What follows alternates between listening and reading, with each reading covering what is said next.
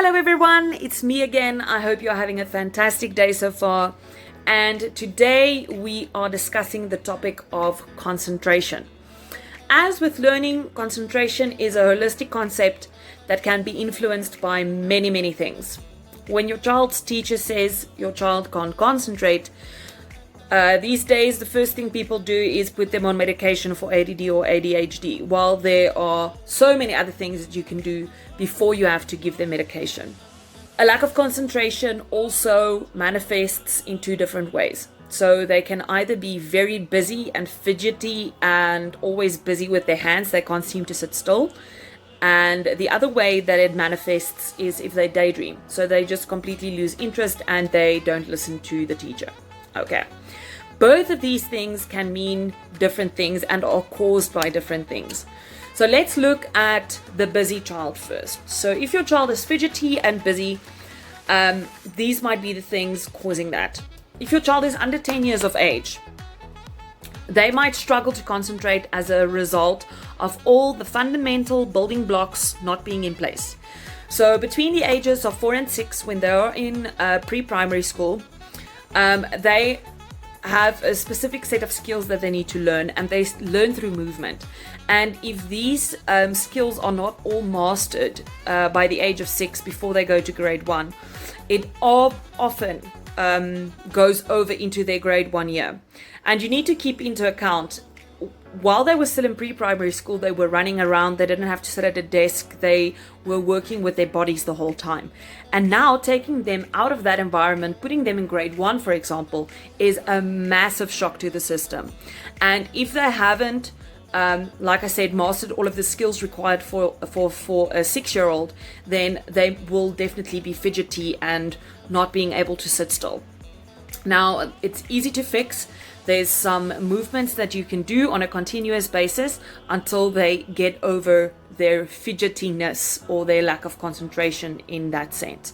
You can also check out our video, Tips and Tricks How to Train Your Brain, Improved Concentration. I will link it below in the description. Okay, the second thing is kinesthetic learners. Yes, this is a thing. This is absolutely natural. You get children that learn better through movement. I myself is like that. I can't seem to sit still ever. I have to be busy with my hands, and this does not mean that I'm ADD or ADHD or whatever you want to diagnose me with.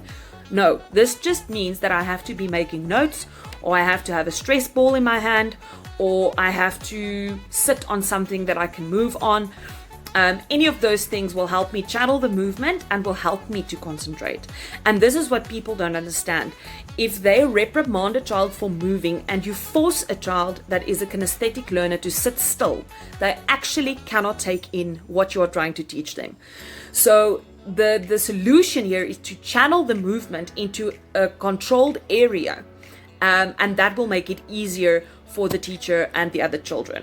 You can also check out our video, how to determine your child's learning preference, and just see if that might be what is causing them to lack concentration. So let's look at the daydreamers.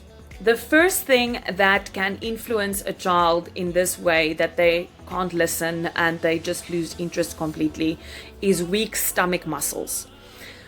Weak stomach muscles have far-reaching consequences and is much more common than you might think. Some of the things include, obviously, a lack of concentration, struggling to sit up straight, they struggle to finish tasks, and they also struggle with reading, and they might have severe issues with reading. Also see our video, Tips and Tricks How to Train Your Brain, Improved Core Strength. I will also link that. I will link all of these videos. I will link them in the description. So if something sounds familiar to you, please go check out that video.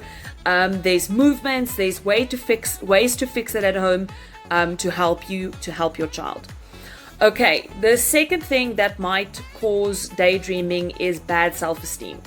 Students might have fallen behind academically, often as a result of reading issues, and now they believe that they are not capable of performing as well as the other children. They have basically given up and they are not motivated to work. Now, this also can be easily fixed. If you are aware that this is the problem, you need to motivate your child a lot until they start believing in themselves again. Okay, now there's other factors that might lead to either the daydreaming or the hyperactivity. So the first thing is an unhealthy diet. And this sounds very basic, but I'm telling you, this makes a huge difference. It goes back to Maslow's theory. If you haven't heard of it, you're welcome to Google it. But learning can actually not take place if the basic needs of hunger, water, or hunger, thirst, and safety are not taken care of.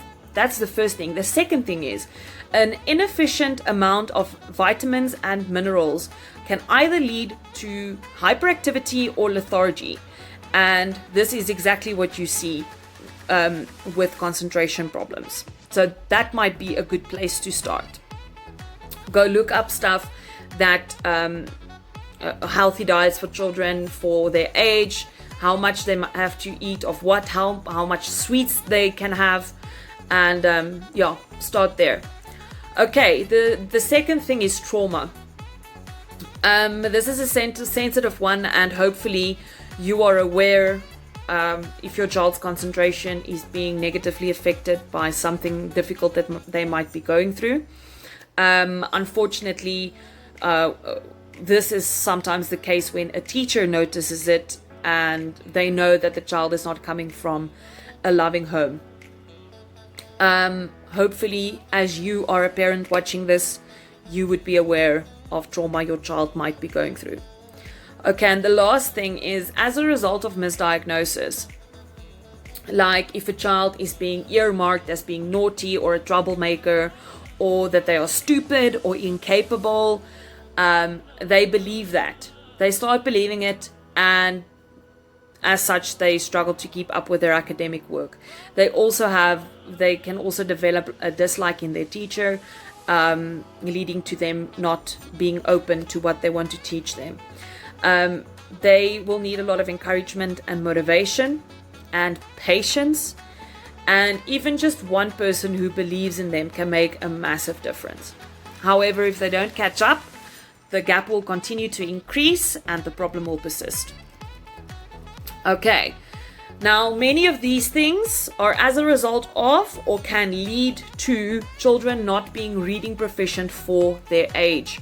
Often this is where the problem starts, and it manifests as a lack of concentration.